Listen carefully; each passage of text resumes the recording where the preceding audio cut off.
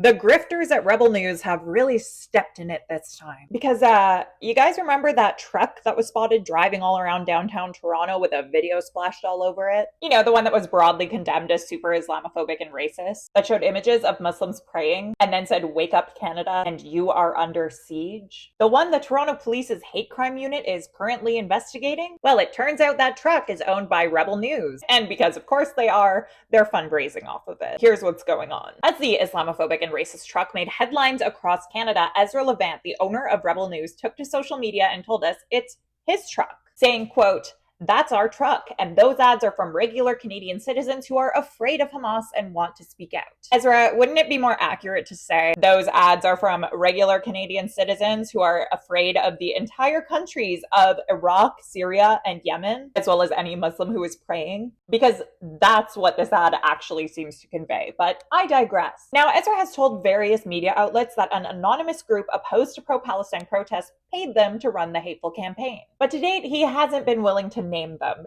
and they haven't been willing to come forward. Because apparently entire countries and religious practices aren't the only thing this group is afraid of. They're also too chicken shit to stand behind their own racist and Islamophobic ad. Meanwhile, because they're nothing if not predictable and utterly shameless, Rebel News is fundraising off of the blowback they're facing over their truck. All while selling tickets for the speaking tour they're hosting featuring their former reporter, a man Wikipedia describes as an anti-Islam campaigner and one of the UK's, quote, most prominent far-right activists. This all comes at a time when Islamophobia has already resulted in multiple mass killings in Canada. And in both cases, the perpetrators were consuming a steady diet of racist and anti-immigrant content. We know anti-Arab racism and Islamophobia are deadly. Anyone who traffics in it shouldn't be given an inch. But because everything is stupid these days, we see Rebel News legitimized by conservative leader Pierre Poilievre, who has fundraised off of their antics. What do you think of all this?